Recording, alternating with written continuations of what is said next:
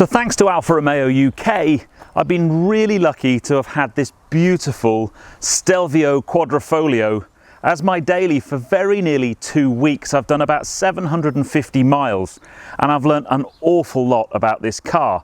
So this video is really my take on living with the Stelvio Quadrifoglio. The plan had been to film a lot during my time with it, but just didn't have the opportunity. So I want to summarise all the things I've learnt about this car in this video. And I think the first place to start is on the outside and just talk about the way this car looks, because it certainly draws attention. I think it looks absolutely beautiful.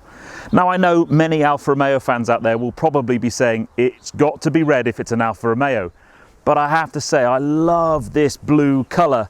And when you kind of come around this side and you look at the alloys, the wheels and the yellow calipers just make this car look really, really special.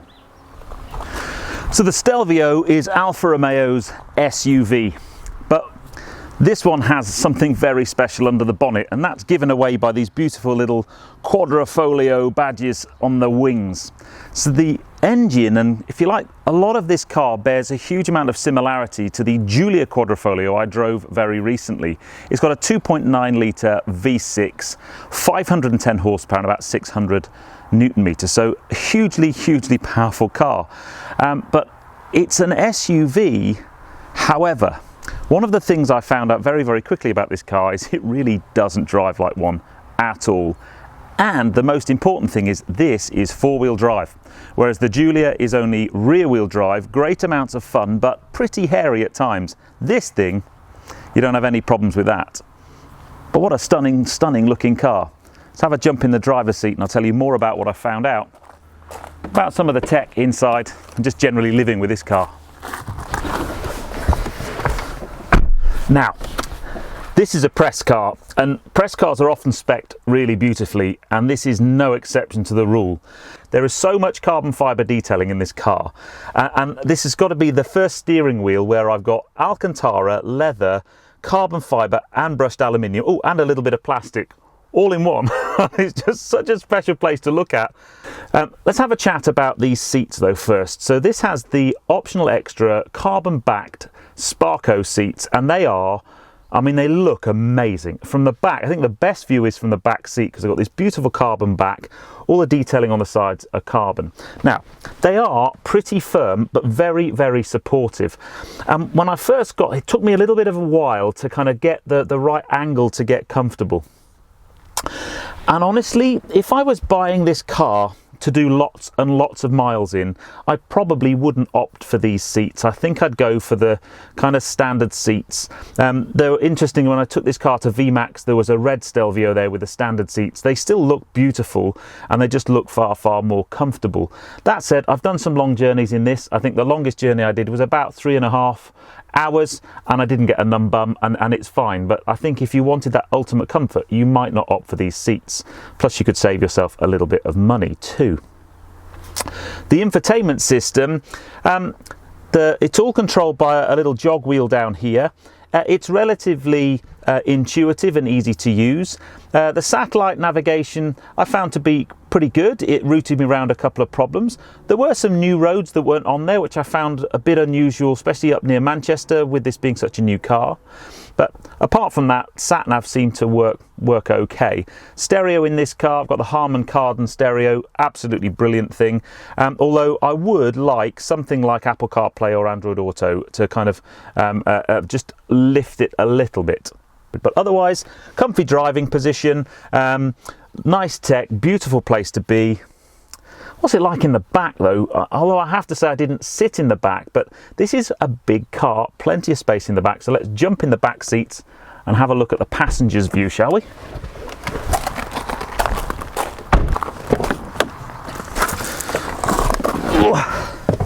As usual, 6'3" gangly ped in the back of the car. The best thing about sitting right here is you've got this beautiful carbon back seats. They are brilliant things. Now my seat is all the way back and I've got a reasonable amount of legroom. I would like the seat forward maybe an inch or two, but other than that it's fine. These seats are pretty comfortable. Isofix are standard, easily room for 3 adults. You could probably get another adult in the middle, no problem at all. So yeah, in the back, plenty of headroom. And what I do love about this car as well, which I would definitely spec, not only because it's great if you're a YouTuber for placing cameras, but the panoramic glass roof really does give the cabin an airy feel. And I like that a lot. Question is, how big is the boot? And can you get 2 dogs in it? Let's go and have a look. Can you get 2 dogs in the boot? You know what's coming. I get this requested so often, and she's grown. There they are, the Petrol pup and the Petrol pooch. Oh, Darcy's going on there. So this boot is huge, absolutely huge. I went away with loads of stuff, had all my racing gear, plenty of room. It's got a nice sunblind that comes over the top so you can kind of hide stuff away, and it's really, really practical. If you drop the seats down, it's an SUV. There is acres and acres of space in here. So yeah, you could easily get 2 proper sized dogs in, as well as 2 small ones. But we had to get you on a review, didn't we? Help you out, or help me out on a review. So I just need to take this car down the road, because beautiful as it is from the outside, stunning and spec and beautiful on the inside, super practical, this car is all about the driving, and believe me, the driving is pretty special.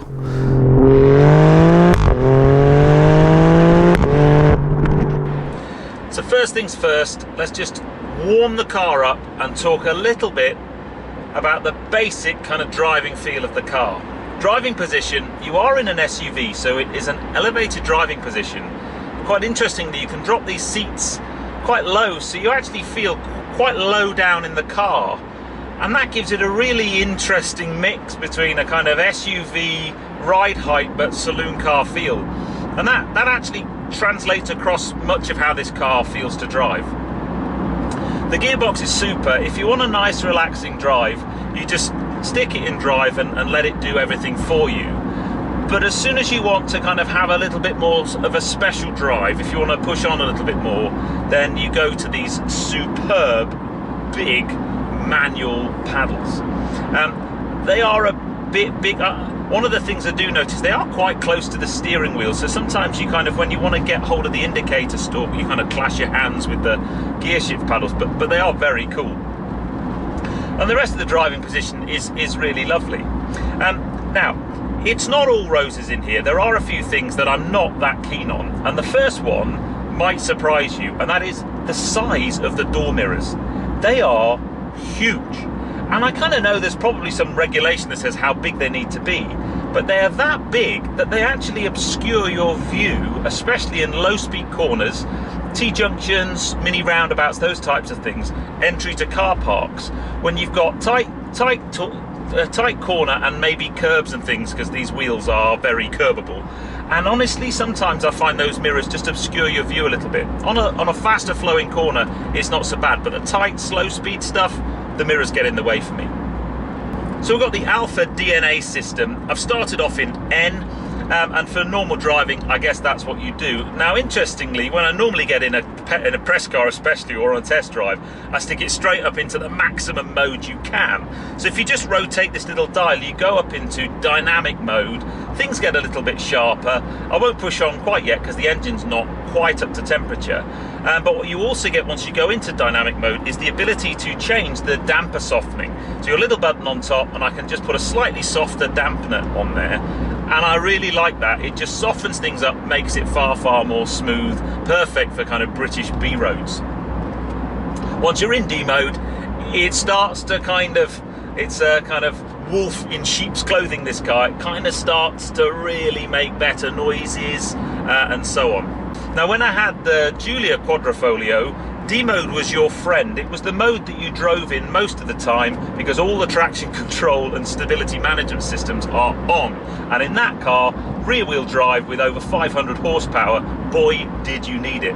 If we pitch the car into this corner, this is where it starts to just bend the laws of physics. I'm not going that fast at the moment, but it just does not feel or drive like an SUV. And I've driven quite a few, believe me. It just has this mega feel to it. Love it. We're now in drive mode, the engine's warm. I'm going to drop the paddle selector into full manual. I'm going to drop it down a couple of gears, and we are going to start to in dynamic mode. So the first the first thing you will get from the back of this car is the loudest farting noise of any car I've driven. This thing sounds mega, and we're not in noisy mode yet, but the torque and the pull you get out of the corners is just staggering. And because you've got four-wheel drive, I mean, we've got a beautiful, beautiful day today. It's dry as a bone out there, loads of grip. But even in wet conditions, I've driven this car in some pretty damp conditions this week, it's just got so much grip. It gives you massive amounts of confidence. But it doesn't drive like an SUV. SUV should not be able to do this. You know, the SUVs of old, you used to get in them and they'd wallow around the corners like big ships. This thing, it's like a kind of one of those speedboats that kind of goes around the corner completely flat. It's just brilliant thing, absolutely brilliant thing. And that's in dynamic mode. So there's only one thing for it, and that is to put it up into race mode. Now, in the Giulia, you had to be reasonably cautious when you put it in race mode. On a dry day, it wasn't too bad, to be fair. You had to drive like a complete idiot to get yourself into trouble. But if it was damp or cold, in race mode with all the stability systems turned off, the Giulia was quite a handful actually. But not in this. Oh no, you end up driving in race mode all the time. Okay, let's do race mode. You have to basically hold the little rotator into race mode, and it does that straight away. The exhaust starts to make a more shouty noise. What I've also been doing is putting the mid damper setting on, which sounds great, and I'm going to put it into manual gear change selection, drop it down into second, and straight away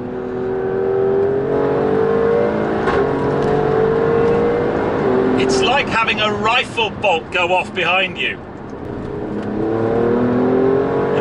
When you've got an open bit of road, the traction, honestly, the traction this thing generates is quite astounding.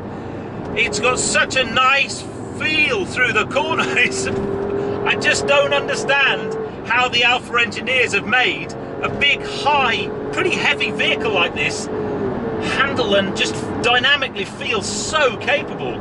It's incredible, and honestly, it's one of the best driving cars I've driven on petrol pedal. It's just brilliant. It sounds amazing. It's got buckets of traction. The brakes on this are great. This has got steels. The Giulia I had carbon ceramics, and this brake-by-wire system they got with the carbon ceramics, for me, oh dear, we're at the Petrol hill climb, just basically made it not feel so great. So let's kind of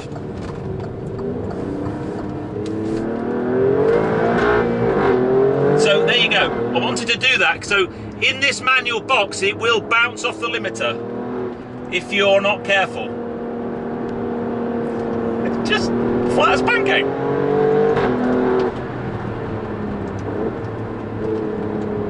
And you can get on the throttle really early and pull yourself out of the corner, and every time you upshift, you got this massive bang coming out the back of the car. This car is just an epic car. In every way, shape and form, it's just brilliant. And you just, I'm going to drop it back into dynamic mode and just have a chat. It is brilliant. However, this car has got one reasonably big challenge for me in terms of ownership. Remember the title of this video, Living with the Alfa Romeo Stelvio Quadrifoglio. I could live with that performance day in, day out. It's brilliant.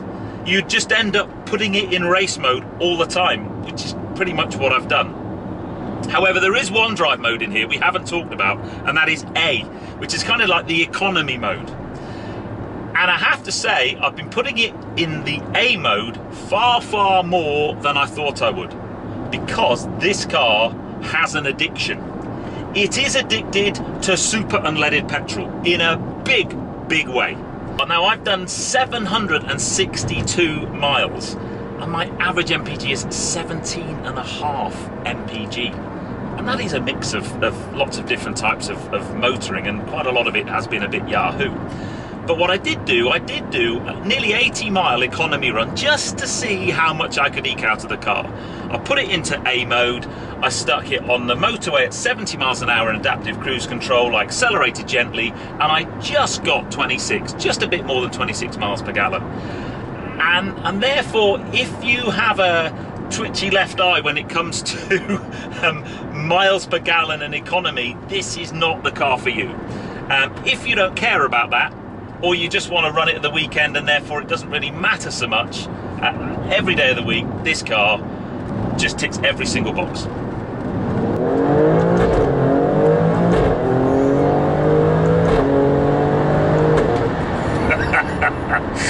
Oh, so what are my final impressions of the Alfa Romeo Stelvio Quadrifoglio? Well, the smile on my face probably says it all. Honestly, one of the best all-round cars I've driven. Really, really good. I mean, really good. Stellar performance, hugely practical, beautiful to look at, beautiful build quality, choice of materials, superb. There are a few things that I would struggle to live with, the fuel economy being the number one. But then you don't buy a car, you know, you can't possibly get an SUV to perform like this without having to suck some juice. When I took it to VMAX, I managed to do over 160 miles an hour in it. The 0 to 60 time was absolutely sensational. So to be able to experience the full envelope of performance in the car has been a very, very special thing. So I have to say a huge thank you to Alfa Romeo UK for lending me the car for nearly 2 weeks, letting me run it at VMAX, which was very special. Yeah, just really, really impressive car. It was just what I thought it would be. It has all of the Giulia performance, just with that extra element of grip with a four-wheel drive. And I have to say, if Alfa Romeo made a four-wheel drive Giulia Quadrifoglio, that thing would be unbeatable. Absolutely unbeatable. Brilliant, brilliant car. But I hope you've enjoyed this. If you have done so, please give me a thumbs up. Comments below are always welcome, and if you haven't done so already, please subscribe to Petrol for plenty more content to come, and I'll see you on the next film. But from the pretty sporty carbon fibre surround luxury that is the Alfa Romeo Stelvio Quadrifoglio, and watch out, pheasant. Oh, you see, oh, pheasant's stupid. I will see you on the next film. But let's just drop it down a couple of gears into second. And then